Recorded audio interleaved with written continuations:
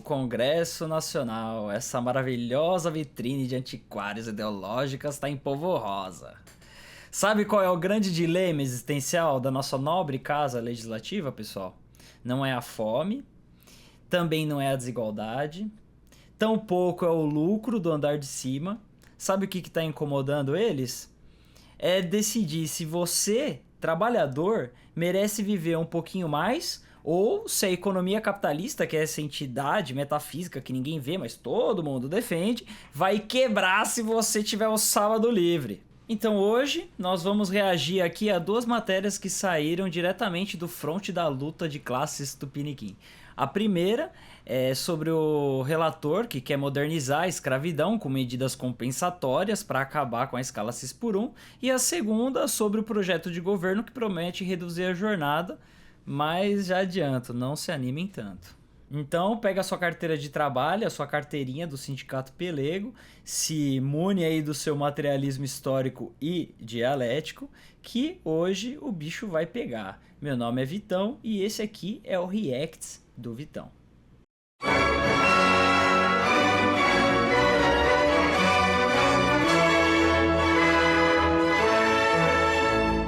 E, gente, muito importante, deixa o seu like aqui, deixa o seu joinha, isso é de graça, não custa nada e vale muito pra mim, tô no começo. Então, assim, gente, se inscreve no meu canal, ativa o sininho pra você receber as notificações, e assim que eu postar os vídeos, vocês veem tudo em primeira mão, e deixa o hype, que pra gente que tá começando a fazer conteúdo, isso é extremamente importante. Então, valeu, vamos agora, bora pra notícia. Relator de proposta que atualiza o Simples Nacional defende medidas compensatórias pelo fim da escala 6x1. Gente, segura o materialismo histórico que esse parágrafo foi uma mina de ouro. Vamos por partes, como diria o nosso amigo Jack, o estripador. Atualizar o Simples Nacional? Então quer dizer, não é projeto de vida digna, não é projeto de descanso. O mote dos caras é tributário. Sabe? O figura aí diz que se preocupa com o bem-estar alheio, só que só solta a alma do trabalhador se tiver uma compensaçãozinha no imposto do patrão. Já começou errado, fio. Já começou errado. Trocar descanso por renúncia fiscal? O que é isso? É igual vender a alma pro diabo em troca de perdão do pecado. Medidas compensatórias. Vamos traduzir essa expressão do economês para o português marxista básico. O que o relator está dizendo para você, trabalhador, é o seguinte: se o trabalhador vai ser menos explorado em quantidade de horas, a gente precisa compensar o capitalista aumentando a exploração em intensidade, ou precarizando o emprego, ou até recebendo isenção do Estado. É a mais-valia absoluta dando lugar à mais-valia relativa e o Estado financiando a conta. Não é um direito, é um cálculo de perda e dano, onde o seu corpo é o ativo, meu filho. O capital pede e o Estado atende. Ou você acha que é pro trabalhador, fio? Defende medidas compensatórias. Que medida compensatória? Deve ser algo como tipo, pegar de grandes fortunas, né? Não, seu juvenil, claro que não. São medidas pro pequeno e médio empresário. Entendeu? Pra quê? Pra que eles não sintam o baque. Que baque? Nossa, o baque de não ter mais um funcionário lá 6 dias por semana trabalhando 44 horas semanais pra ele, sendo que mudou pra 40. E sendo que na maior parte das vezes, ele é o fudido que tá lá 6 dias por semana. Porque o microempresário nem devia chamar empresário, tá ligado? Devia chamar autônomo fudido. Assim, a lógica é cristalina pra quem lê o Capital. O sistema, ele precisa sugar o trabalho vivo. Se você reduz o tempo de sucção, o vampiro quer uma compensação. Um sangue mais grosso, uma desregulamentação para poder te sugar melhor durante as 40 horas restantes. Ou um subsídio estatal para parar o sangue que ele vai deixar de chupar, entendeu? O relator é apenas o advogado do diabo aí, no caso do vampiro. Mas sem isso pode ter demissão em massa, a economia vai quebrar. Tradução simultânea marxista-leninista.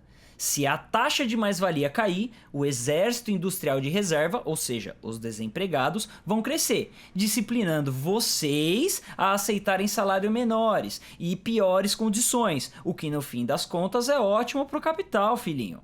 é o próprio sistema gerando a chantagem que mantém ele de pé. Então assim, a gente tem que agradecer a benesse de ter 2 dias de descanso remunerado. 2, não é 3, é 2, como tá aí na matéria. Isso significa que o ápice da civilização proposta é o padrão que já existia para algumas categorias, mas, como a eterna sombra da faca no pescoço do pequeno empresário, a política do favor. Eu, burguês iluminado, permito que você descanse, mas nunca se esqueça do sacrifício que eu estou fazendo pelo seu ócio. O ócio que o capitalismo tanto teme, porque é nele que a gente pode ler, se organizar e perceber o que está acontecendo, né? Que a gente está sendo, roubado. Agora vamos para o prato principal aqui do teatro político. Projeto do governo sobre a redução da jornada de trabalho entra na pauta do plenário da Câmara.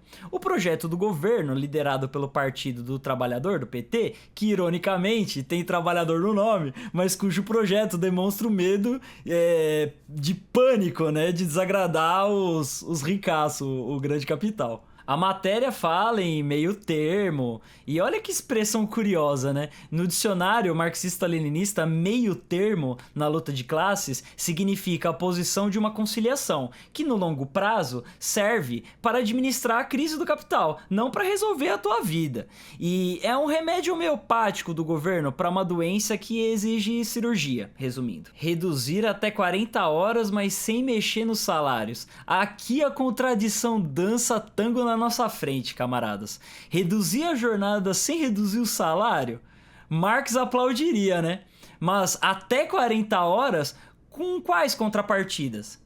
A matéria é um pudim de palavras: construção coletiva, negociação, segurança jurídica, palavras que, quando saem da boca de um social-democrata brasileiro, geralmente significam sindicatos vão negociar, e na mesa de negociação o capital tem sempre as cartas para o fechamento, desemprego, pejotização. É essa modernização que o capital financeiro ama. No livro de Lenin, Esquerdismo, Doença Infantil do Comunismo, Lenin já alertava sobre o esquerdismo, né?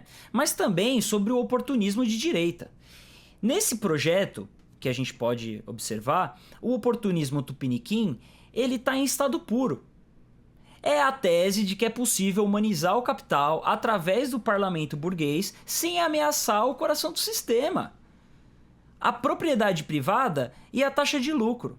O governo oferece um cardápio. Olha, vocês podem escolher entre 40 horas com negociação sindical ou manutenção da 6x1 com chibatas virtuais. O que vocês preferem? E aqui vai o meu comentário ácido e provocativo. A esquerda institucional tem pavor de mexer no bolso do patrão, bicho. A redução da jornada é uma reivindicação histórica da classe trabalhadora. Mas veja só como ela é apresentada. Não como uma conquista da luta do trabalhador contra o capital, mas sim como um pacto para a modernização das relações de trabalho. Sabe, o objetivo é desidratar o conflito. É transformar a luta de classes num evento de networking com café ruim e apostilas do Diese. O fim do 6x1 não pode ser um acordo de cavalheiros, porque de um lado não é cavalheiro, é um predador, fio. E tem o pessoal do outro lado que acha que a proposta é radical, né? Ah, vai quebrar o país. Gente, o capitalismo não quebrou com a greve geral de 1917. Vai quebrar por causa de 4 horas a menos, entendeu? Não quebrou com a CLT em 43. Vai quebrar agora porque o seu Zé vai ter o sábado no dia do churrasco e na segunda não vai ter que, sei lá, ser um zumbi produtivo. A fragilidade desse modo de produção é diretamente proporcional à velocidade do lucro. Ele é um gigante frágil que não sobrevive a um trabalhador descansado. A chave analítica aqui é: todas essas propostas são inócuas enquanto o trabalhador não controlar os meios de produção. Por quê? Porque se você reduz a jornada legalmente, mas o capitalista pode te pressionar por metas impossíveis, fazer banco de horas infinito ou te transformar no PJ, então a redução legal vira a letra morta. A jornada de trabalho sob o capital não é medida pelo relógio ponto, mas pelo chicote de produtividade. Reduzir a jornada sem enfrentar o poder patronal é como enxugar gelo. Agora vamos amarrar as duas matérias, pessoal. Na primeira, a gente tem um relator de direita defendendo os direitos da pequena burguesia, usando a chantagem do desemprego e pedindo isenção fiscal para conceder o fim da escala 6 por 1. E na segunda, a gente tem um projeto de governo de centro-esquerda que tenta costurar um meio termo, oferecendo uma redução menor, mas pactuada, moderna. Para a dialética materialista, isso não é uma oposição não, tá, pessoal? É uma complementariedade funcional. É um carro-chefe e o vagão de serviço da mesma locomotiva do capital. O relator joga para a plateia mais reacionária que acha que o trabalhador é vagabundo. E o governo joga para a plateia que quer se sentir progressista, mas sem abrir mão do conforto e da estabilidade do capital. As duas posições convergem para o essencial: gerir a crise da lucratividade sem mexer na propriedade privada. Pessoal, o Estado, na teoria marxista-leninista, não é um ente neutro que faz mediação de conflitos, tá? Ele é a comissão executiva dos negócios comuns e de toda a burguesia.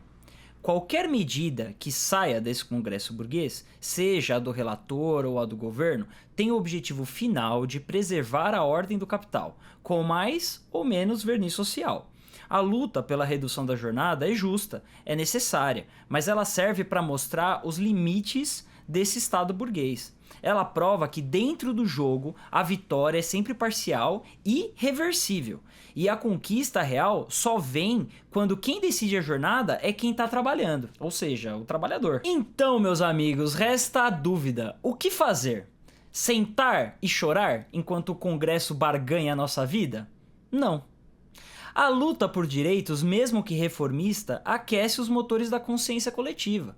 Cada um que luta pelo fim da escala 6 por 1 percebe que a resposta do sistema é essa medida compensatória. Dá um passo para entender que o problema não é a escala, não é a jornada. O problema é o sistema que transforma cada minuto da nossa vida em dinheiro para outra pessoa. A conclusão do marxista-leninista é uma só: enquanto o patrão existir, o descanso será privilégio e não um direito. O direito ao descanso é a abolição da existência do patronado. Bom, o circo tá armado, né? De um lado, palhaços que fazem malabarismo com o seu tempo de vida. Do outro, leões domesticados que rugem baixinho para não assustar o domador. E no centro, você, tentando se decidir se o ingresso para esse espetáculo vale seus anos de labuta. A minha dica de hoje é a seguinte: não espera muito dessas medidas não, tá? Elas são reflexo do que as lutas populares impõem. São termômetros e não a cura da febre. A febre é o próprio capitalismo. Se a 6 por 1 acabar, ótimo, uma vitória. Mas no dia seguinte, a luta continua contra o ritmo, contra banco de horas, contra o uberismo, contra a morte lenta no trabalho. A forma de exploração, ela não muda. Em essência, pelo menos não. E eu quero saber de vocês, se vocês conseguirem enxergar o fio da mais-valia nessas duas matérias. Vocês acreditam que o Congresso vai salvar a gente, pessoal? Enfim, deixem aí nos comentários. Deixem também o seu like. Compartilhem esse vídeo com seus amigos no grupo de Zap. Não se esqueçam de se inscrever para continuar recebendo assim que eu postar no canal, né? Porque, como diria o velho revolucionário, a emancipação dos trabalhadores será obra dos próprios trabalhadores. Então, nos vemos no próximo vídeo. Até lá e descansem se vocês puderem.